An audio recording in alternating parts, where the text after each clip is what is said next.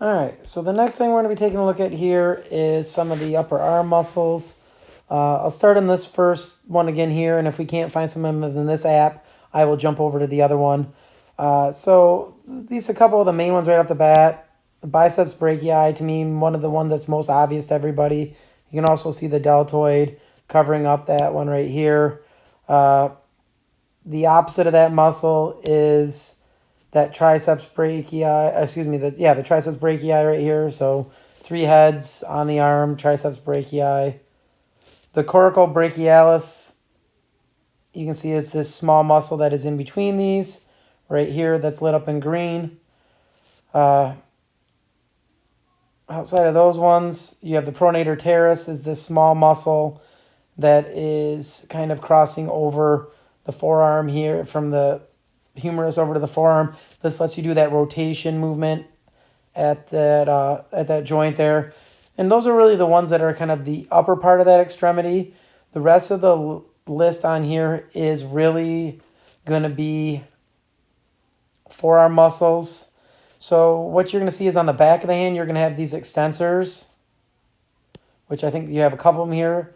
This is the front side of the hand on this one, though, right hand. So this is the flexors are on the inside. So you have your flexor carpi radialis. So you can see that one right here. Then you can see the brachioradialis. What it's not letting you see is the flexor carpi ulnaris, which is actually, let's see if we can get it on this side. So that one is actually more on the front side, but this is the back of the arm right here. But you can see it's the lower part of that one. So it's kind of around on the front side. That's the flexi carpi ulnaris. That's lit up. You can see on the back side of the hand, which is going to let you kind of pull that wrist back, is going to be the extensor carpi ulnaris.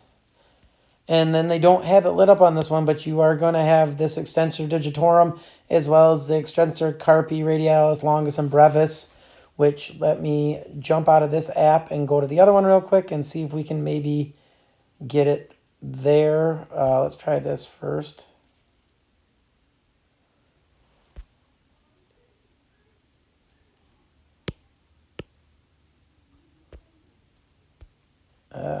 Let's start over again on that one.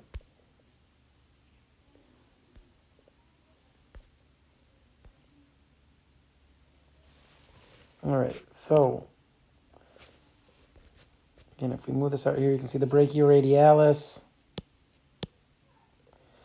You can see inside of that is that flexor carpi radialis. And the main skinny muscle going down the middle here is the palmaris longus. There is 2 heads on this one. It's not showing you. You'd have to resect this one back. Underneath that would be this one's the longest. The other one would be the brevis, the other head of it. Like I said, palmaris longus is this muscle right here. And then, like I said, if we can rotate to the back side of this hand,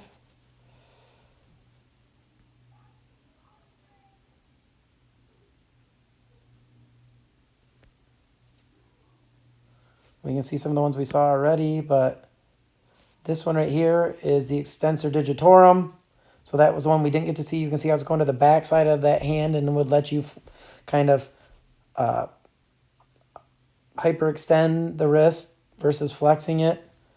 And then some of the ones we already saw, which is this one's the extensor carpi ulnaris. You can see the flexor carpi ulnaris is on the front side. So the extensor's on the back side. And if we get to the top side here, you can see there's the extensor carpi radialis brevis, the shorter one right here. And right next to that, the extensor carpi radialis longus. So you can see the longer head and the shorter head of those muscles. Again, the main thing to pay attention to is extensors are going to be on the back side of the forearm. If they're on the thumb side, they're going to be radialis. If they're on the pinky side, they're going to be ulnaris. The middle one is the extensor digitorum. On the front side of the hand, they're going to be flexors. And you're going to have the flexor carpi radialis on the thumb side, flexor carpi ulnaris on the pinky side. And then you're going to have that palmaris longus kind of down the center. And then above that radialis will be the brachioradialis that's coming down from the upper arm. So that shows you a lot of really the rest of the upper limb and the forearm here. So really the last muscles to kind of talk about are going to be the leg muscles. So I'm going to jump back to this other app first. We'll kind of deal with the leg muscles here because most of them are here.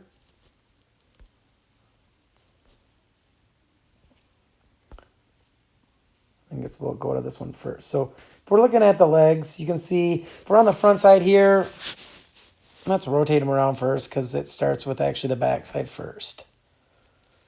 So I think most people are aware your main muscle of your butt is going to be the Gluteus Maximus. That is this large muscle right here.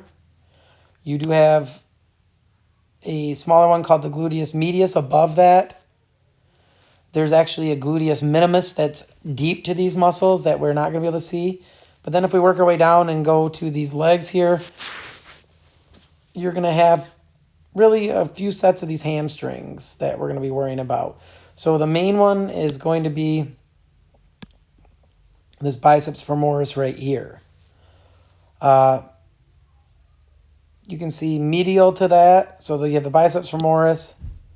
Outside of that, so biceps femoris is kind of the middle one. You have the vastus lateralis to the outside of the leg. We are then going to have what is called on the inside of the leg, the semitendinosus right here. And then the muscle just inside of that is actually labeled here on the other side, but would be the same muscle just inside of this one on this side. That is the semimembranosus. This is the semitendinosus that is just to the inside of that. And those are a little bit further down the list here with that and the biceps femoris. On the back side, underneath the gluteus maximus, we do also have the gracilis, is this long groin muscle that's moving along the inside there. The Abductor Magnus is another one of these groin muscles that is going to help tie all this together. Again, kind of to the back side. So again, the gracilis right here. The Abductor Magnus on the right side is right there. All right, so we're going to rotate this guy around now.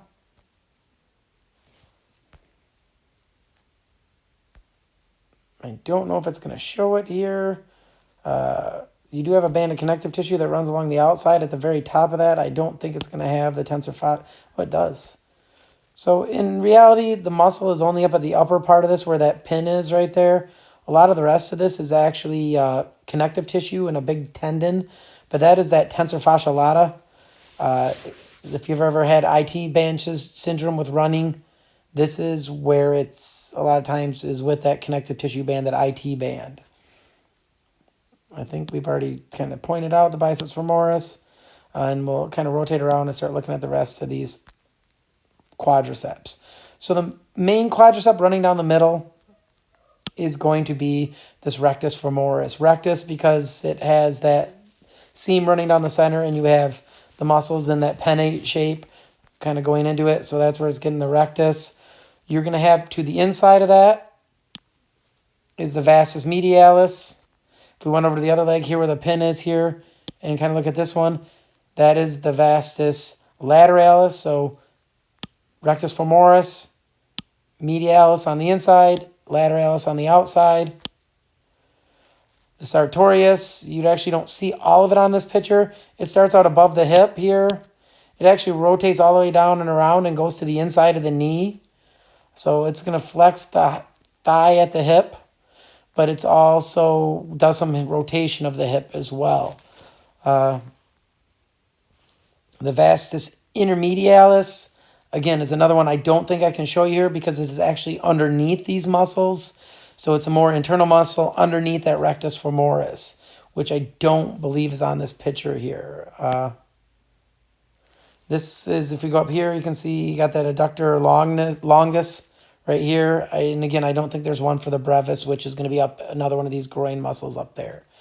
If we work our way down to the lower leg here, you're going to have a few different muscles here. That one we can see better on the back side. On the front side of the foot here that does that dorsiflexion is going to be the Tibialis Anterior. Again, running down the front of the tibia, the outside of the leg here. You don't have to know this one. I have tons of issues with this one with my running. But that is that Perineal Longus. We'll see that one on the back side. The soleus is actually the deep muscle, if you're looking at this one. So this is the muscle that's kind of deep to, and what kind, it does plantar flexion. But if you're looking at the back here, this is the gastrocnemius. When we were looking at the front of that one there, that soleus is actually deep to that.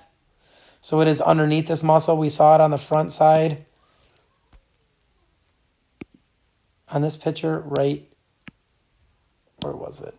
They showed it right here. Nope, right here. That is actually deep to that gastrocnemius. It's another one of those muscles. You can actually kind of stretch these if you stretch with a bent knee versus a straight knee. If you're stretching your calf, if you do it with a bent knee, you're actually stretching the soleus. If you do it with a straight knee, you're actually stretching the gastrocnemius. So there was a few other ones that we need to take a look at here.